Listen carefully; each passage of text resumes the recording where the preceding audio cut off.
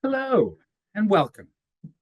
Thank you for joining us for our webinar today, The Trump Administration's Domestic Policies, Insights from History. Today's show is brought to you by the College of Arts and Sciences and the History Department at The Ohio State University and the magazine Origins, Current Events, and Historical Perspective. My name is Nick Breyfogle. I'm a professor of history and director of the Goldberg Center for Excellence in Teaching, and I'll be your host and moderator today. Since the administration of President Franklin D. Roosevelt, the first 100 days of a new administration are taken as a moment to reflect on the successes and failures of the president and his agenda.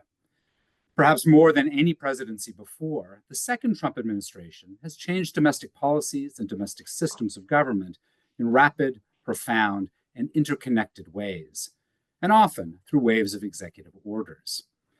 These have included efforts to dismantle the federal bureaucracy and lay off federal workers, rapid steps to increase the power of the executive branch, especially at the expense of Congress and the judiciary, the imposition of tariffs in an effort to remake the American economy, reductions to social services, such as proposed cuts to Medicaid and increases in military spending, a fundamental change to policy approaches regarding questions of race and gender and sexuality, new policies on immigration and deportation and an effort to redefine citizenship, antagonistic relations with journalists, universities, law firms, and professional expertise. And these are just a few of the changes that have been brought in domestically in the past 100 days. Today, we're joined by four Ohio State history professors, Maria Hammack, Clay Howard, Daniel Rivers, and Bart Elmore. And they are bringing their expertise to us today for a conversation that puts American domestic policy changes during these first 100 days of the second Trump administration into historical perspective. Each of our four panelists will offer a few minutes of introduction on different aspects of the new domestic policy patterns that they think are most important and how those policies fit into larger historical patterns. They'll be looking especially at questions of LGBTQ policies, environmental programs, the relationship of universities and federal power, and immigration and citizenship. After their opening remarks, our panelists will respond to your questions. Many of you submitted questions when you registered, and we'll answer some of those to begin with. If you're interested in asking a question, please write it in the Q&A function at the bottom of your screen on Zoom, and we'll do our best to answer as many as we can. As a reminder, this event will be recorded, posted at a later date on YouTube, and made available to everyone who has registered for the webinar. Also, we'd like to take a moment to acknowledge that the land the Ohio State University occupies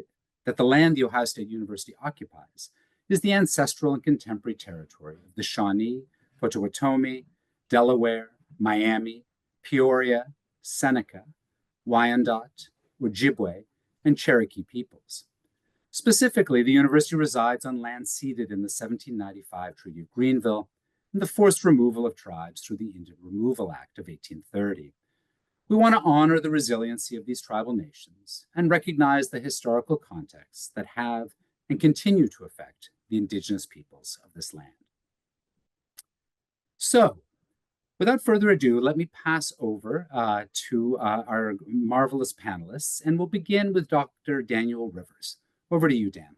Thanks so much, Nick. And thanks to everybody for taking part in the webinar here today. And special thanks to Nick and Alex for having us here and for all the work they've done on the webinar. So when Nick asked me to participate in this, I thought about different things that I could say about Trump's first 100 days and its effect on different aspects of gender and sexuality. And I think that the most important thing to focus on is the spate of executive orders that we've had directed at trans rights, at the rights of transgender men and women in the United States. That's a really important part of what we've seen happening over the last few months. And I just wanted to sort of put that in historical context for you all, give you some ways to think about the larger arc that comes into play here with these executive orders.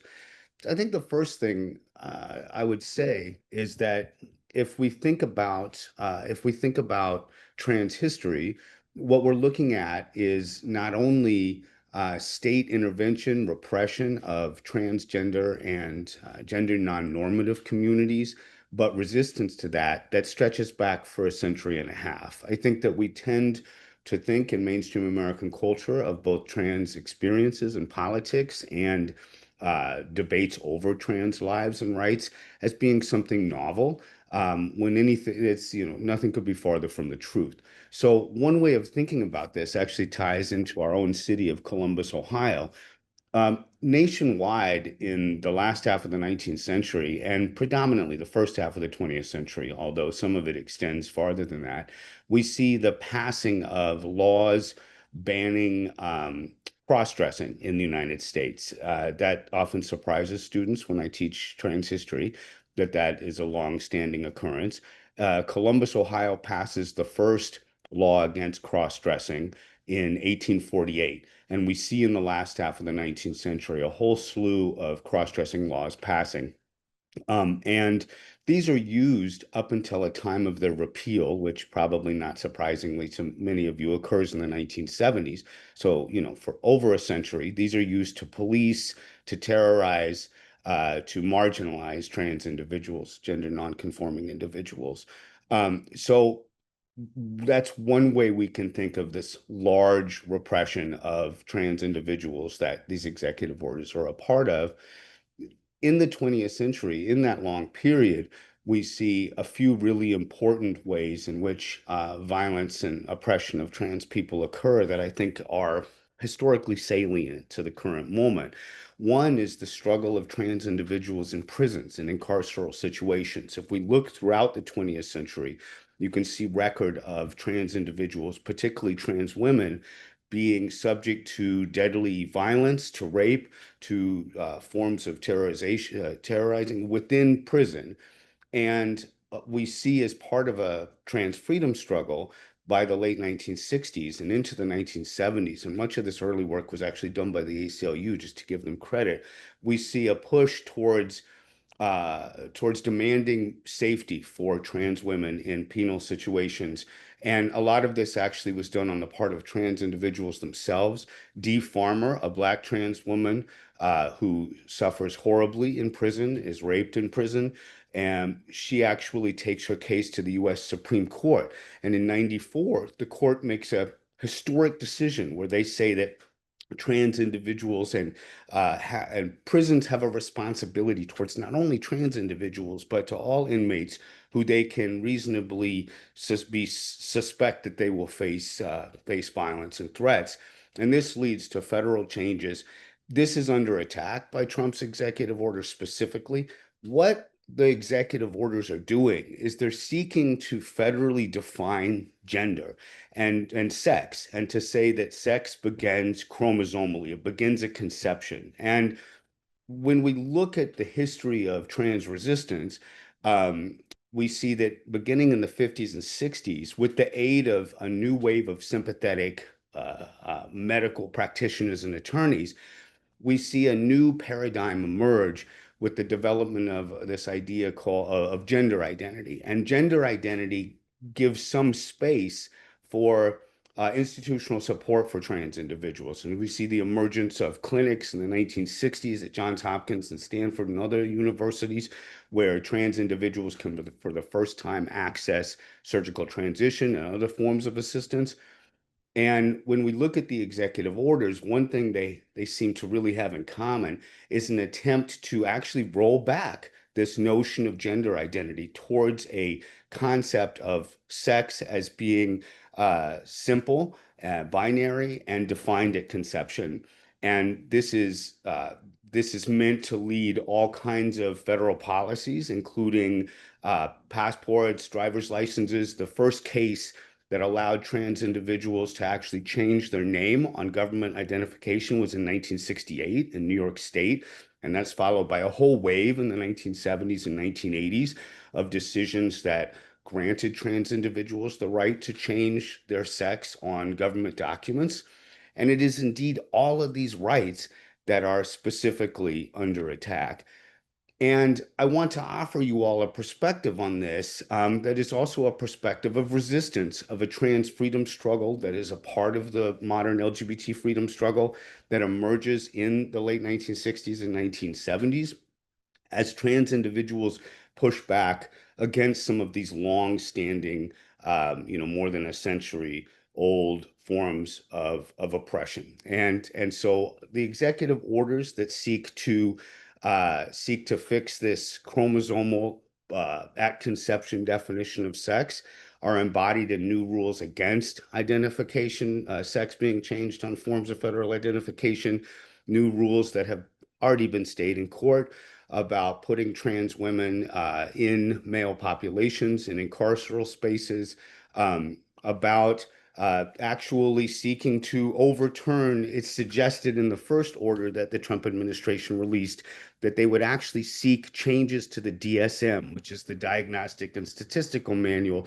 so that it looks like part of their process, part of their goal might actually be to attack the definition of gender dysphoria itself and the notion that that trans individuals actually have a perspective that should be ameliorated or should be engaged in by medical practitioners, right? They want to get rid of that notion of gender identity that rises up in medicine and psychology in the 1950s and 1960s. So I just sort of wanted to offer you all that kind of historical perspective to think about this. I think that that really shifts the conversation in important ways and puts these executive orders in the proper context. Nick, how am I doing on time there? Fabulous, Dan. Thank you so much. Oh, it's my pleasure. Thanks, everybody. We'll shift over now to Dr. Bart Elmore, who will take things in a more environmental direction. Thanks, Nick, and thanks, Alex, and to my great friends, Dan and Maria and Clay. It's a pleasure to share the conversation with you. I'm an environmental historian, so Nick has tasked me with talking about environmental policy. So what I want to talk about is there are 140 different actions that have been taken that have affected environmental policy in the last 100 days, 140 plus. So I can't talk about all of them. So I thought I would unpack three that I think are really important today for us to think about in historical context, and then we can have a larger conversation in the Q&A. And I thought I'd put some things up here on the screen so that people could see some of these major things that are happening. So the first thing I would highlight is that the current administration has moved to reverse something that's called the endangerment finding, which was issued by the EPA in 2009 that allowed the EPA to essentially regulate greenhouse gas emissions under a very old law, the Clean Air Act, which was actually passed in 1963, but was really solidified and strengthened under amendment in 1970. And essentially what the Clean Air Act did is said that the federal government could regulate pollutants coming out of cars and industry and so forth and so on. But pollutants had never been clarified to include greenhouse gas emissions. And in fact, it was a case that really brought that to the fore, a case in recent history called Massachusetts versus EPA that was decided in 2008 by the Supreme Court in a very close decision, 5-4 decision, in which the Supreme Court decided that it was, in fact, under the purview of the EPA to regulate greenhouse gas emissions under the Clean Air Act, under this statute, if they made an endangerment finding, if they found that the public was being harmed by the emission of greenhouse gas emissions. Now, this may have not have come across your radar, but it was a huge moment in history because it meant now that the EPA could then enforce various laws and regulations to target greenhouse gas reductions in the United States. Now, that endangerment finding was not made in 2008, in part because the Bush administration, EPA, did not want to move to make that endangerment finding. It happened under the Obama administration in 2009, under the EPA Administrator Lisa Jackson, who moved forward to make that endangerment finding. And it was a very big deal because it meant that you could pass various rules and regulations targeting greenhouse gas emissions.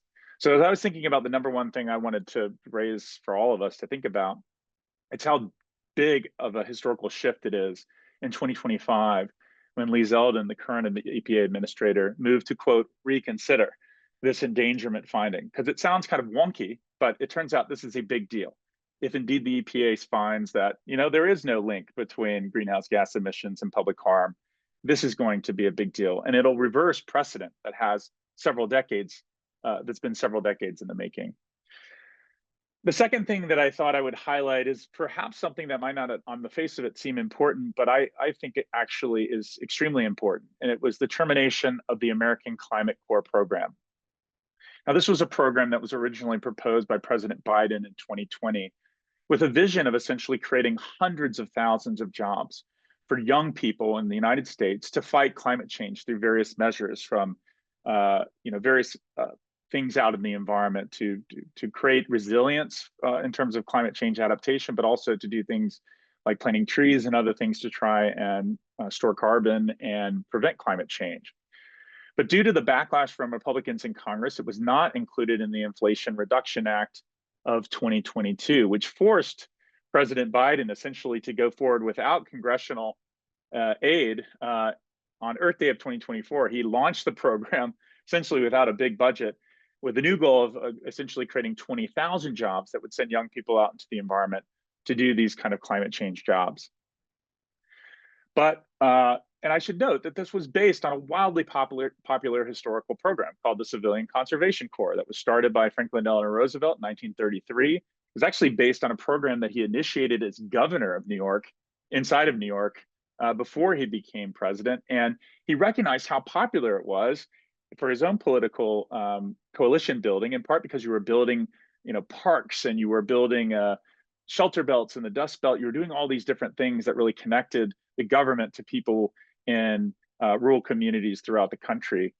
And 4 million some young people were involved in the Civilian Conservation Corps. It really broadened the base of the environmental movement, brought more people into thinking about ecological issues.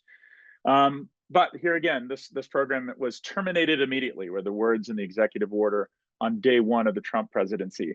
I would say two things. One, this is something that Trump should think about from a political angle. This was an incredibly popular program that could have been a coalition builder for him that is now gone. But more importantly, thinking about the loss of those jobs to really address the issue of climate change. And so the third and final thing I would emphasize is probably something that's been on all of our minds. And we might think of this as in part a foreign policy issue, but it's of course also a domestic issue. And that is the pulling out of the Paris Climate Accord in 2025. This was on day one, executive order issued by Trump that announced the US was leaving this Paris Accord. The Paris Accord, I should note, was passed by President Obama, approved by President Obama by executive order. And that's important in 2015. It was not a treaty that had to be ratified by the Senate. And that's why it could be overturned so quickly by the next president coming in. It should be noted that Trump had done this before. We know this from history, what happens when we pull out of the Paris Accord.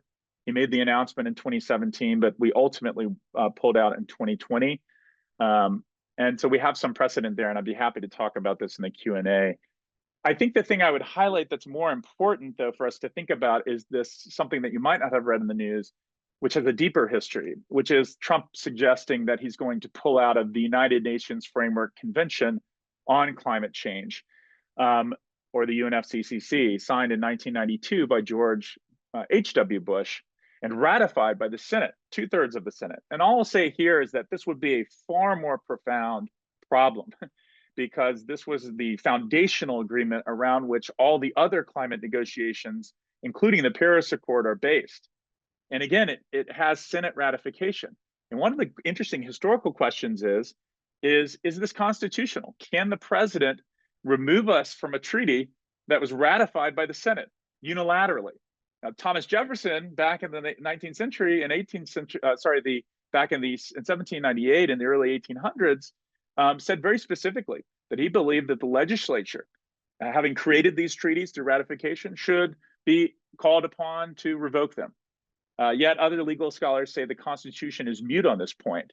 It says that you need approval to ratify it, but do you need approval to get rid of it? Well, we're going to have to wait and see. And I think there's an interesting historical question here about all this, but it would profoundly disrupt the international negotiations that we see around the world. I'll leave it there for now, and I look forward to our conversation. Thanks, Nick. Thanks, Bart. I'm going to pass the microphone over now to Dr. Clay Howard, and we'll talk a little bit about higher education over these first 100 days. Yeah, thank you. Thank you to all of you for being here.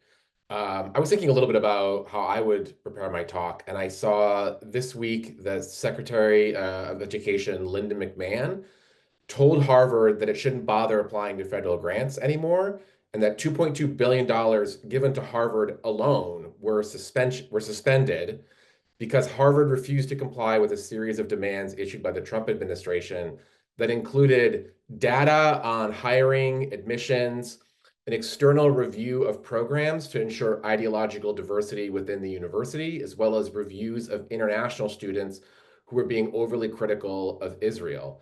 Harvard most famously refused to comply and is now fighting it out in court with the Trump administration.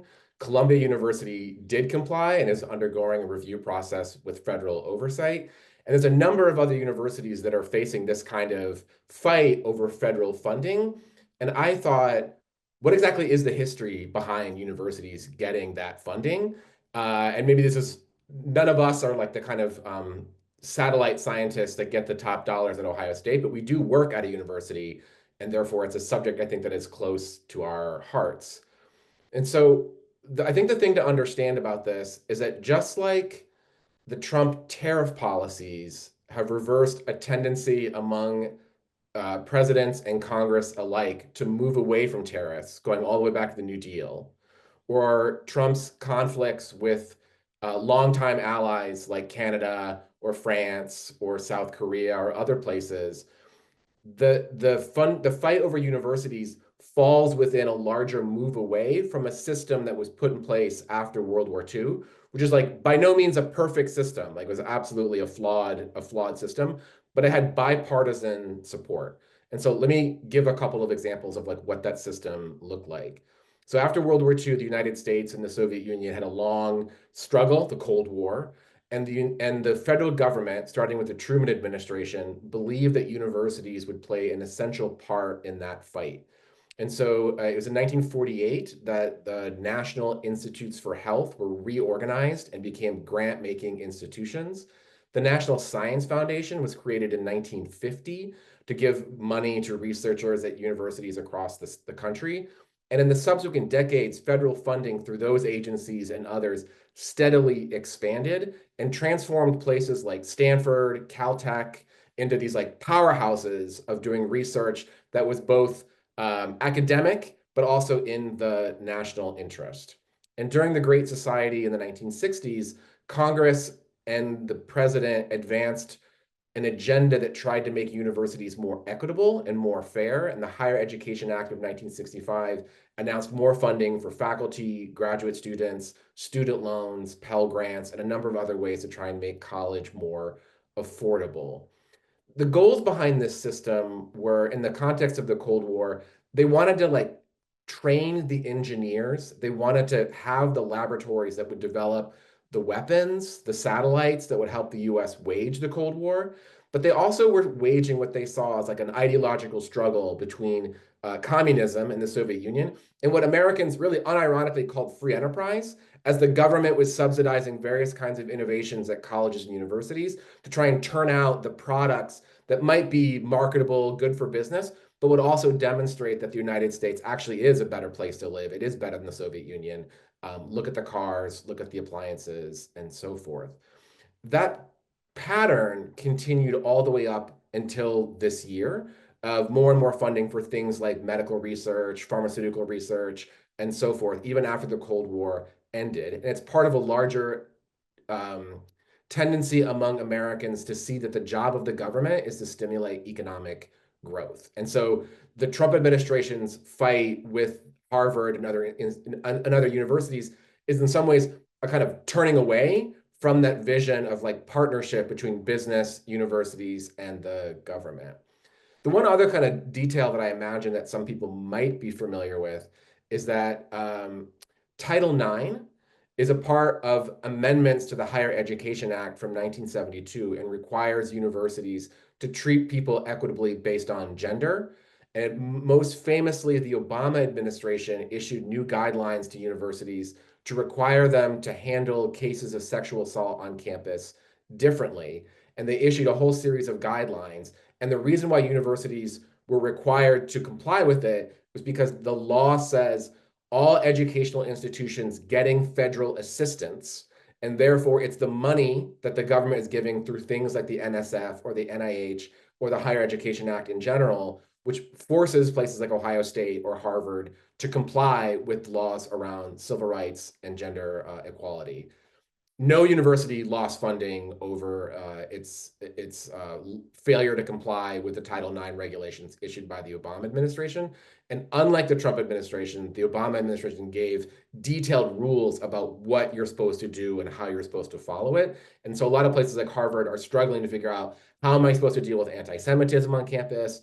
What exactly qualifies? Who decides it? All of that is like very new. But since I guess people were wondering a little bit about Congress and executive power, there's a long-standing tradition of the president deciding how to handle funding through things like universities gets handled, going all the way back to the Truman administration, up through Obama, and now Trump. Thank you. Thanks so much, Clay. And last but certainly not least, Dr. Maria Hammack will talk to us about questions about immigration and deportation and citizenship. Over to you, Maria. Thank you so much, Nick. First and foremost, it's a privilege to be in the company of all of you, such brilliant scholars, and join this conversation to reflect on, the current moment. As we have all witnessed, April 30th marked the 100 days of Trump's presidency. And through this, we have seen extensive changes that have provoked at times much surprise, uncertainty, confusion, and of course, countless conversations that about what these changes mean for many aspects of society, for our legal systems, our roles, our role and stance in the global stage, and general for American life, and importantly for immigrants as well. So today I will focus, as many of my peers, on one of these key aspects that is, as we all know, at the heart of always has driven this presidency, and that is immigration. It is an issue that Trump ran on, and one of his main concerns, and the concerns of a lot of his supporters. And so, as he has claimed, he has issued proposals to fix, if you will, the immigration problem that he sees this country as having. And he ran on a very heavy campaign to center mass deportations. And he has to try to compare this drive for mass deportations and his policies very proudly to Eisenhower's 1954 Operation Wetback. And it has been, very, very blatant and very passionate, which of course, if we do look into the history of Operation Wetback, it today stands as one of the most lamentable episodes in our history that was driven, against immigrants, particularly Mexican nationals. But it was an episode or a time in our history where U.S. citizens were deported, legal residents were violently as well treated and mistreated. And we're starting to see some of those. We see people like Abrego Garcia, who was sent, he was for all matters, a legal protected resident, and he ended up in El Salvador. And I think his status is still very much up in the air, what's going to happen to him. But since day one, we have seen of this presidency, Trump has begun signing executive orders to begin revealing and I guess propelling forward the implementation of his planned immigration reforms, or what he calls his immigration reforms, if you will. On January 20th, for instance, he signed an executive order titled Protecting the American People Against Invasion. And this was aimed to stop, according to what the order states, and I'm quoting this, the unprecedented flood of illegal immigration into the United States invited and administered by the previous administration. So that's how it starts.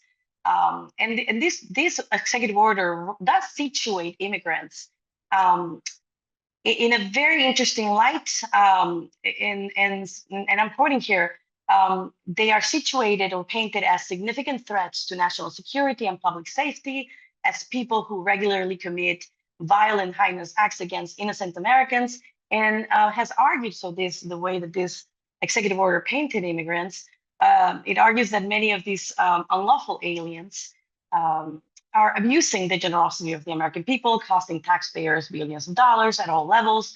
And of course, we know that that is not necessarily correct. Immigrants pay billions of dollars into the economy, and often they actually cannot file taxes and get money back.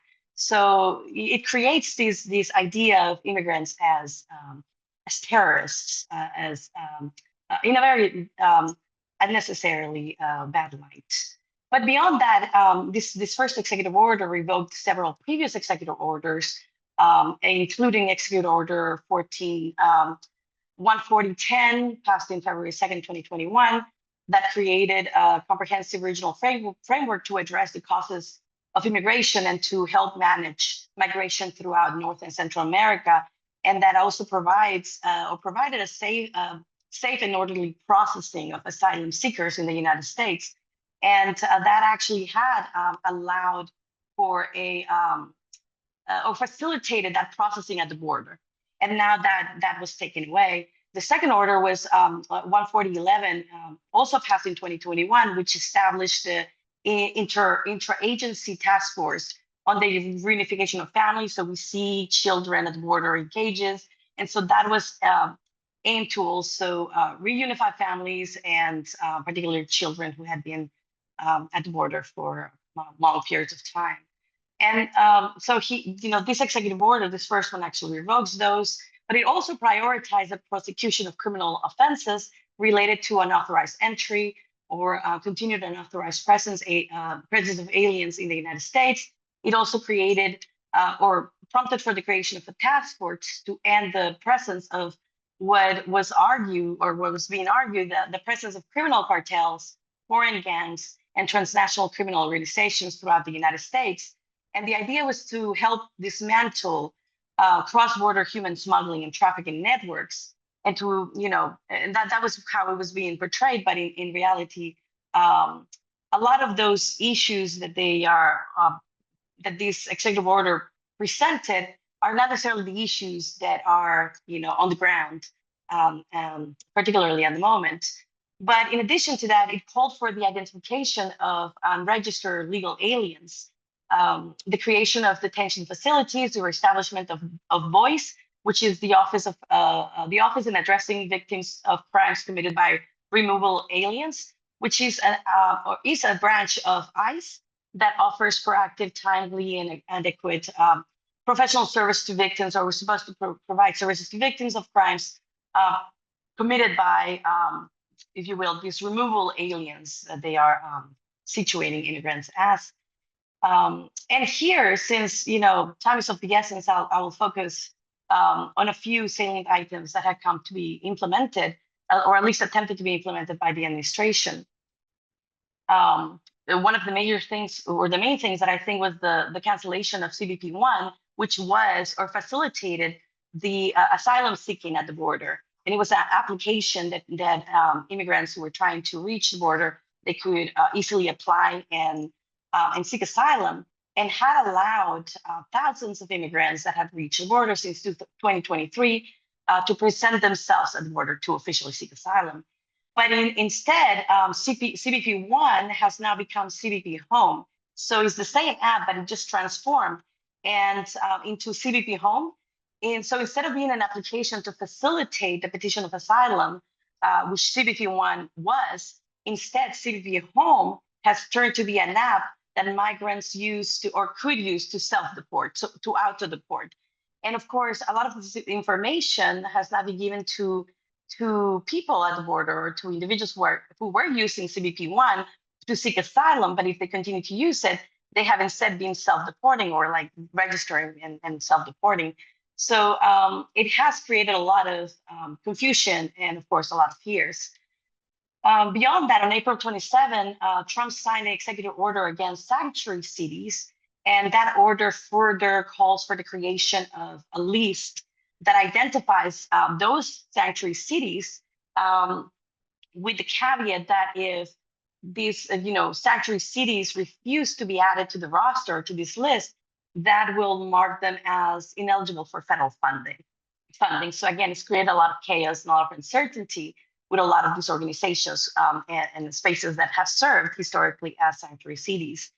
But this is not necessarily a new thing. Registering migrants or registering sanctuary cities, it has not been. It's not an unprecedented thing. Legal migrants, for instance, have been required since 1950 and up until 1981 to report their addresses and their names. And failure to do so was considered a misdemeanor. And that actually ended in 1981 when Reagan signed a bill that eliminated that particular registration. And of course, in March last month, the Trump administration tried to revoke the legal status of more than 550,000 Cuban, Venezuelan, Nicaraguans, and Haitian migrants, legal migrants that had already gone through the process. And of course, in April, a federal court revoked or blocked that particular revocation of the legal status.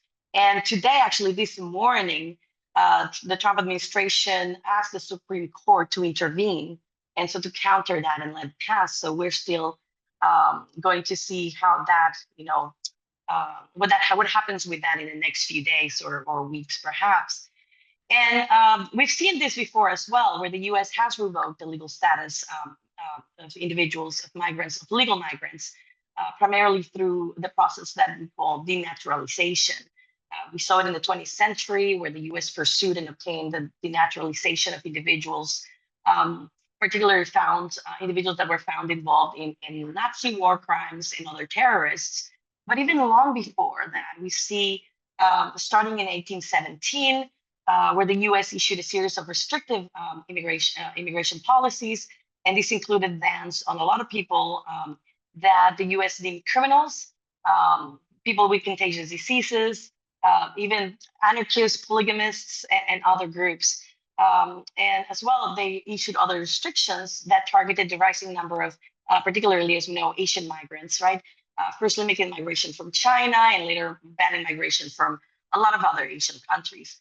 So a lot of these processes and actions or acts that we've seen in the past 100 days that may seem to a lot of us as unprecedented, as many of you have mentioned, actually have long roots or deep roots in our histories, and particularly in this border, U.S.-Mexico border, and border crossings, where we see these immigration policies really heavily affecting people. So, and I'll conclude by mentioning that the administration's revocation of student visas, at least, I think it's at least 300. But I think there's some sources that have been investigating, like Al Jazeera and other venues that have tabulated the number to be over 1,400 visas have been revoked from across 250 universities today. And I wanted to end with this because that is, it's 200 from over 250 universities, including our university, Ohio State. It's directly affecting our students.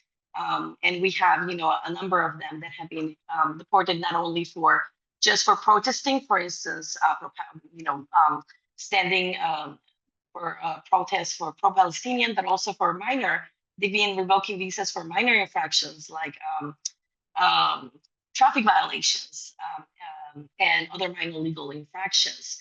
And we have, of course, we have a very visible stories like Mahmoud Khalil, Mohsen Madawi. We have another student, Senya Petrova, Shiata Liu, and a lot of others who have their visas revoked within the last 100 days. And so students are very much being affected through a lot of these new immigration policies that, of course, have had long histories, or have been part of our long shared histories. And I will end at that, and I look forward to the questions. Thank you all so much for your insights. I mean, it's amazing to see all the different areas of American life that are being changed or have been changed in the past few years. But it's also an important reminder of the ways in which There is, as they say, nothing new under the sun, that these are all questions and patterns that in some respects we've seen before in different variants, and that these are questions and patterns that have long history in America. So as much as much of this feels new, it is all deeply embedded, going back. I mean, we went all the way back to the 18th century, deeply embedded in the long-term patterns of this country and the debates that we've had over those years. So that's extraordinarily helpful to all of you, extraordinarily helpful from all of you to remind us of that longer history. We've had some questions that have come in, and I want to jump first to climate, Bart. There was a couple of questions that had to do with your mention of kind of climate issues. So and I'm going to put two parts together. One is, can you just kind of quickly define climate change? And also, could you expand a little bit on your statement that hundreds of thousands of jobs would have been created for climate change through this program, and kind of what types of jobs would have been created to address climate change issues, and our audience member would love to know who would be funding their paychecks. Great. Two great questions. So the first one is define climate change. Climate change is the prolonged or significant alterations or changes in climate that occur, in this case, due to anthropogenic interventions in the climate, in this case, caused by greenhouse gases. So that is one way of putting it. And I think going back to the historical record is where we want to go when we say, what is climate change? Because people will say, hasn't climate always been changing? In the sense of the modern definition of this term, what we're talking about is looking at significant alterations in our climate that are caused by adjustments in atmospheric emissions or atmospheric concentrations of things like carbon dioxide, which is actually not a very powerful greenhouse gas. Probably the biggest is methane, one of the largest greenhouse gas contributors. But you can see that, yes, we've seen atmospheric changes at all sorts of times in history. This is due to ice core samples that we have, in fact, at Byrd Polar Center here at Ohio State, that show what atmospheric conditions of carbon dioxide was going back hundreds of thousands of years. And what we're talking about when we're talking about the contemporary moment of climate change is this moment, where you can see this kind of vast acceleration of greenhouse gases like carbon dioxide. We're now approaching 420 parts per million.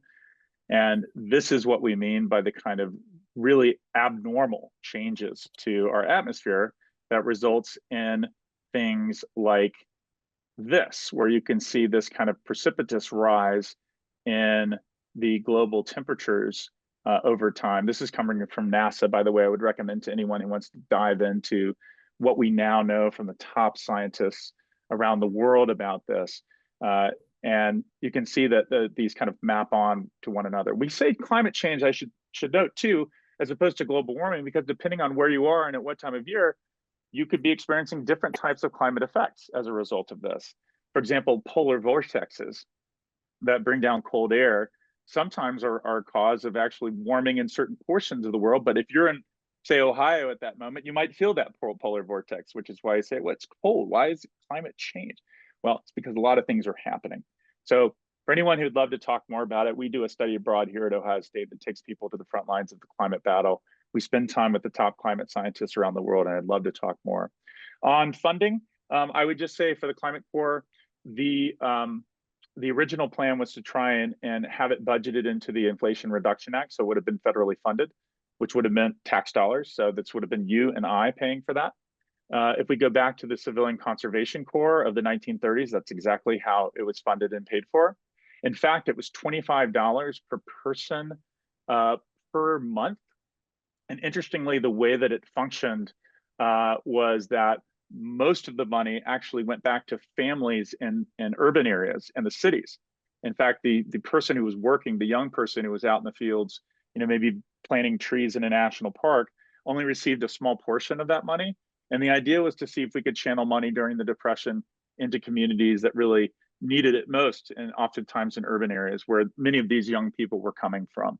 So it was a pretty unique design to it, design to distribute that funding in a way that would really help people in one of the hardest economic periods in our history during the Great Depression. I think I've used too much time, Nick. I'll leave it there. Thank you, Bart. We have a couple of questions that deal with kind of international comparisons and what can we learn from other countries. I'm going to send this your way, Dan, if that's okay. So one is, I mean, broadly, kind of what can we learn from other countries who have undergone rapid change like this, or where there's concerns about the collapse of rule of law, or a move in a more as they say in Hungary, in a more liberal type of direction. And in particular, we had a question from a gay man in the audience who was wondering about, really a kind of heartfelt question about how long he should stay in this country, and particularly thinking about what happened to gay people in Nazi Germany. Do you have thoughts for him? And this may be beyond your kind of what you can do, but in terms of how long does one wait, and are there real threats to people's lives in this regard, in a way that have been seen in other countries? Maybe Nazi Germany is an unfair comparison. Maybe there are other places that were less extreme, but nonetheless equally as intolerant and kind of violent. Absolutely. Such critical, important questions. And I guess I think of it from two perspectives. One is, as someone who grew up in the 1970s in a very out proud lesbian household, I would simply sort of commiserate with the participant about the long arc of the struggle for full citizenship for LGBT people in the United States. Just the differences, and maybe now sadly similarities, between what it was like for me growing up and my family are striking, right? And part of that is the awareness that we still do not have sexual orientation or gender identity as suspect categories as applied to the equal protection and due process clauses of the Fifth Amendment for federal and the 14th Amendment for state government. It's an important thing to note that under the Biden administration, the Department of Justice had begun to prosecute sex discrimination cases that involved trans individuals under the Equal Protection Clause of the Fifth Amendment. The Trump executive order, that one of them that I've been talking about, specifically rescinds that and pulls back from that. So for a minute, trans rights actually were included in a really groundbreaking way in equal protection constitutional rights. Sexual orientation, we haven't seen any move. I mean, there's been Supreme Court decisions like Obergefell same-sex marriage that move in that direction, but it hadn't come to fruition. So that leaves LGBT individuals, families, communities in a vulnerable position that they've been in for my whole life, and obviously for decades and decades before. So that's one way to just sort of be an ally for that question, to keep company in that vulnerability. But to the larger question of authoritarian governments and the dangers that they pose, I'm a bit of a layperson. I'm a U.S. historian, but if we think about the horrific rise of the Reich, the singular moment, I would say, and I would be curious whether historians specifically of that moment agree with me, would be the Enabling Act in 1933, which granted the Reich power to implement laws without the permission of the parliament. That the separation of powers and the checks and balances is really the deeply most fundamental part of our bulwark against the kind of authoritarianism that we see with the rise of the Reich. And so we all, I think, as citizens of the United States, are watching to see whether the checks and balances, for instance, whether Congress retains the right to perform a check and balance on the executive office, whether the judicial still operates in that capacity. I think that's a fundamental question that we need to be asking ourselves and looking out for. I guess I would think about that. Anyway, thank you very much, Brian, for a great question. Yeah, and we actually had, in some ways, a follow-up to that whole question of the checks and balances and the different branches of government. One of the participants has noted the ways in which obviously a lot of the changes recently have been done through executive order, and there's been some pushback through legal channels, in part because there have been legal suits that have been filed, and so it's moving its way through the court system.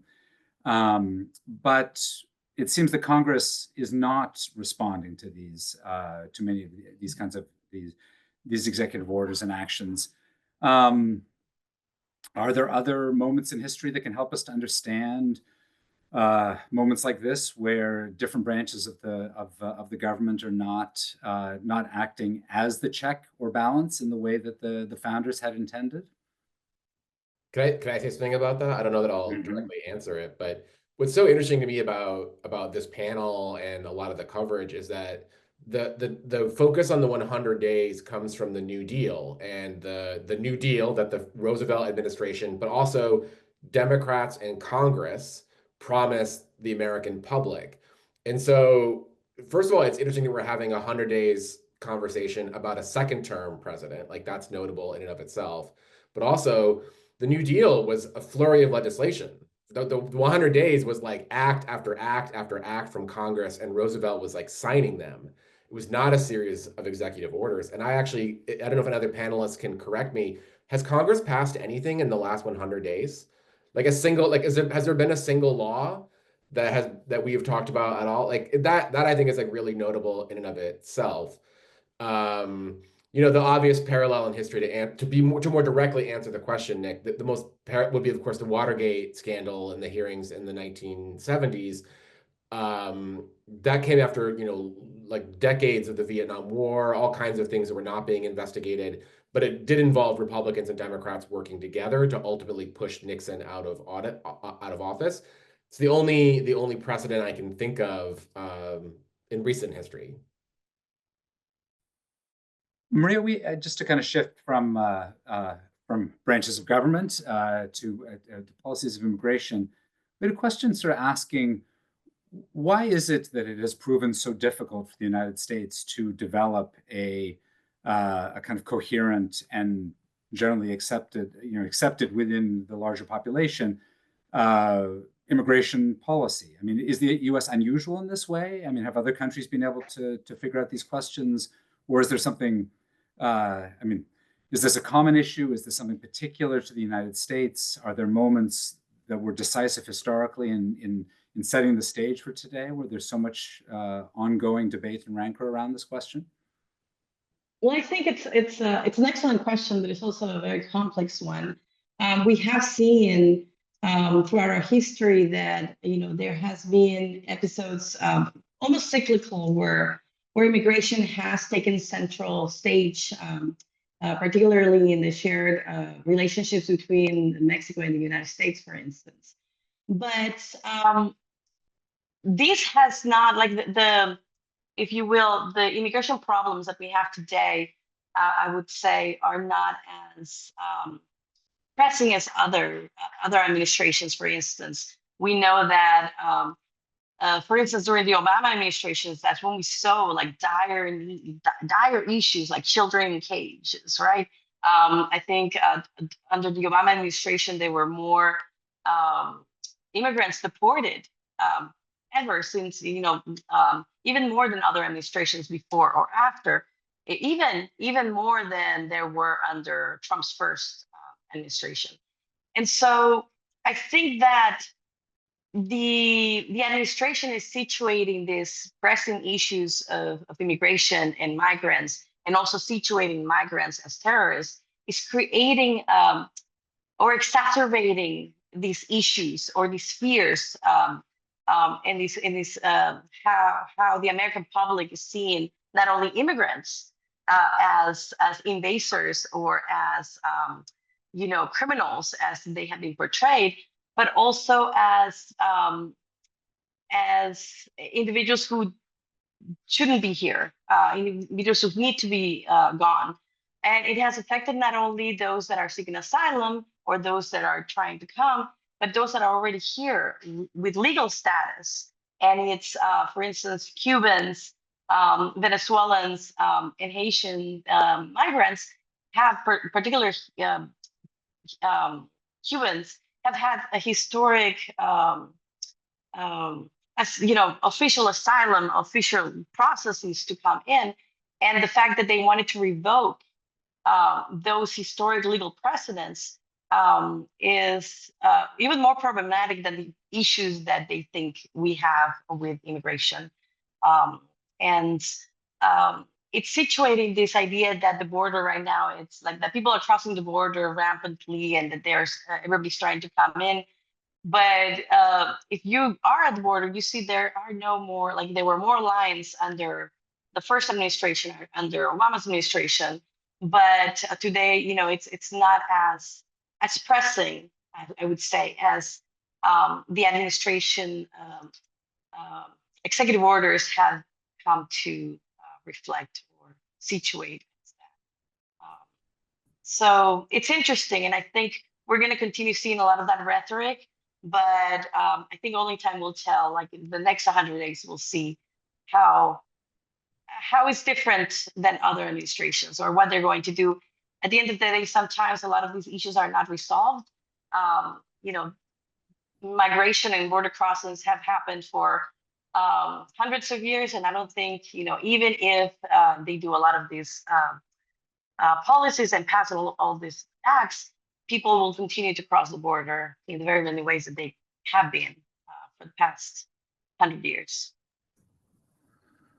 Thank you. Let me sneak in one more question, which I suppose in some way speaks to this panel as historians.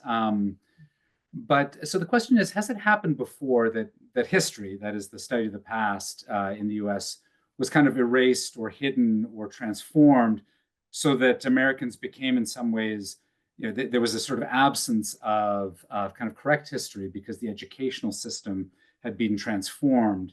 This seems to be a question that comes out of worry of changes, obviously in the Department of Education and this sort of thing, but also probably can be expanded beyond just history itself. Also thinking about the ways in which certain types of information that the government used to provide for the public is no longer provided, such as weather information, for example, that seems to be a kind of problem or a threat for farmers and for others.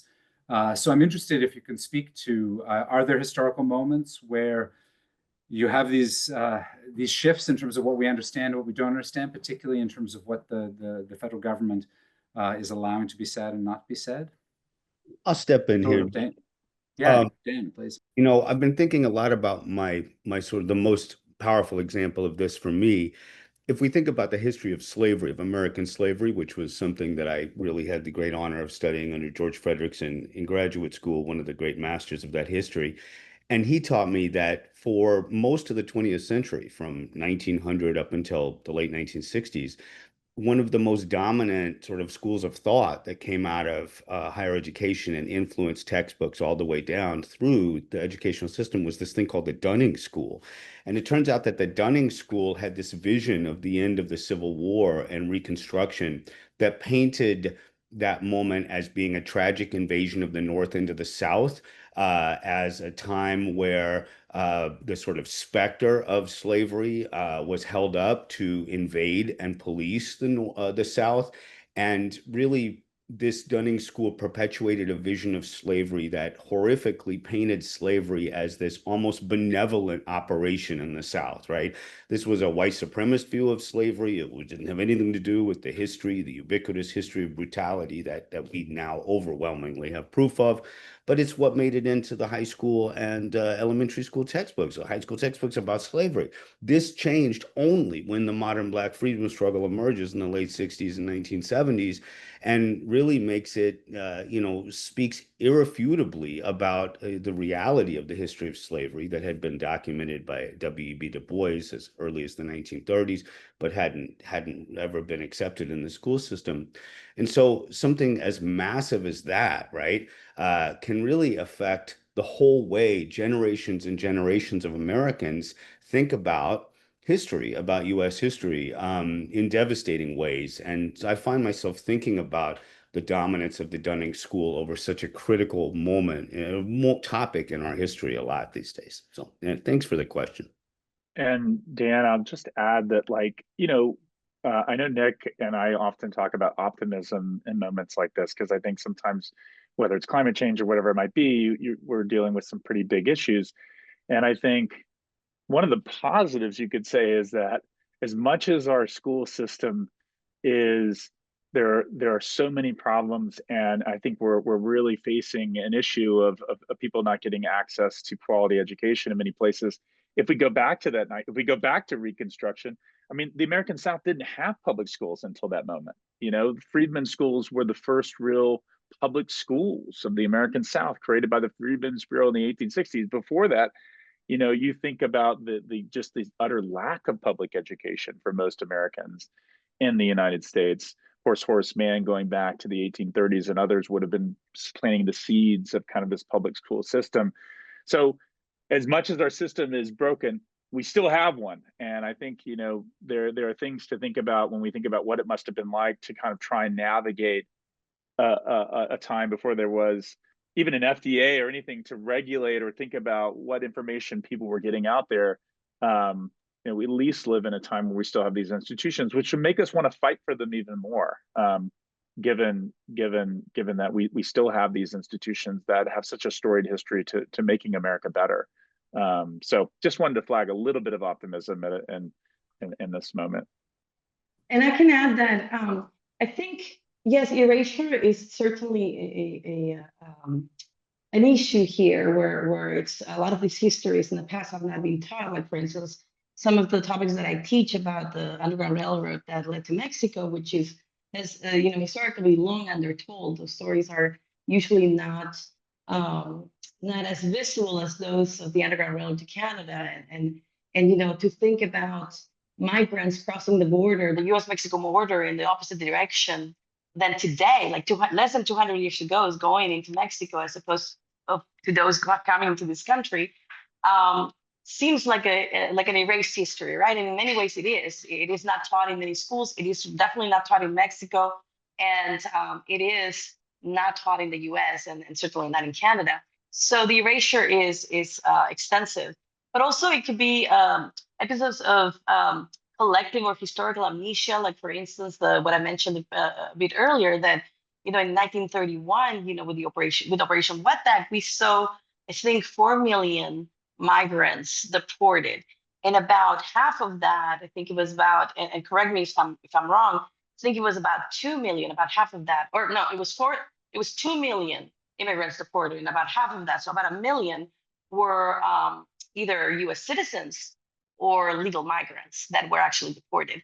And today you hear this, and I've been here in Mexico for the past couple weeks, and you start seeing this, like, oh, you know, like the vision or the understanding of the U.S. and like, oh, they're going to deport U.S. citizens, and you hear that in the U.S. as well. The fear of like, how are they going to deport U.S. citizens?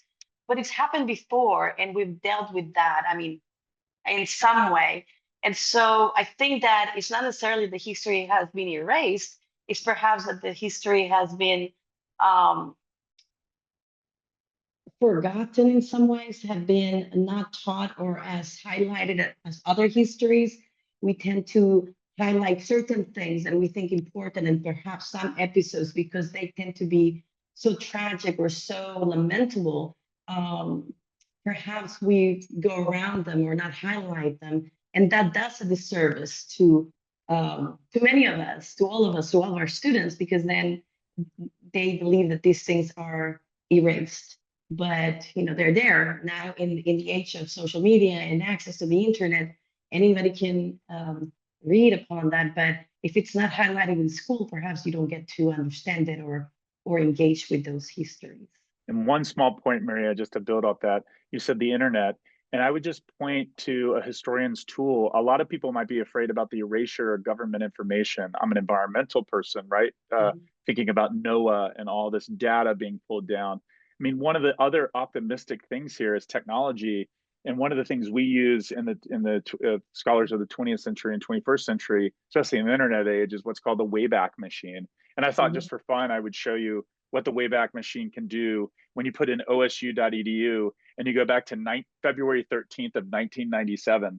this is what our website used to look like back then. Oh, wow. And this is kind of a funny just thing to show what we can do. But it turns out the Wayback Machine can allow us to go see data that has been supposedly taken down by government institutions or whatever it might be, and actually to see stories that are trying to be erased. We use this a lot in my field when I'm looking at businesses and the environment to see what businesses were saying about their products in 1997. Oh, wait, that product's now cancerous. We're going to take it down. Well, we can now still see how they pitched it back then. So it turns out we have a lot of tools, I think, using the internet. And even though it might seem like things are being erased, there are still ways to kind of capture those stories. I'd really encourage, especially the teachers out there, maybe to think about the Wayback Machine.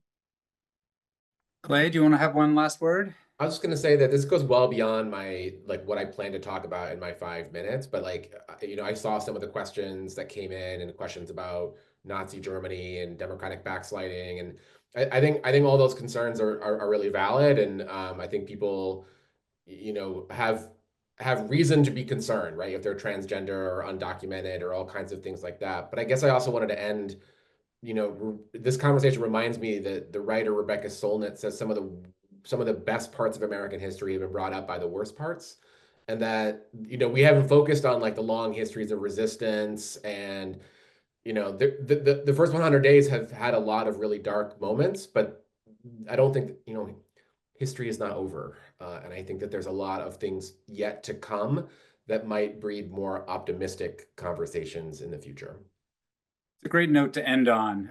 We could talk about this all day and probably all weekend. But it is, and I appreciate the tone of so many of the comments that have really pointed not just to what we can learn from history, but also the ways in which history gives us ways forward, gives us paths for optimism, gives us way of envisioning different types of approaches. We've come to the end of our time, and I just wanted to thank you, everybody, for joining us today. I'm very grateful to Drs. Elmore, Hammack, Howard, and Rivers for sharing their expertise and thoughts today. Please join me in giving them a virtual round of applause. Thank you, thank you, thank you. I'd also like to thank the College of Arts and Sciences, especially Alex Stacklane, the Department of History, the Clio Society, the Goldberg Center, and Origins Current Events in Historical Perspective for their support of this event. And once again, thank you, our audience, for joining us today and for your excellent questions. Please stay safe and healthy, and we'll see you next time. Thanks so much, everyone. Goodbye. Thank you.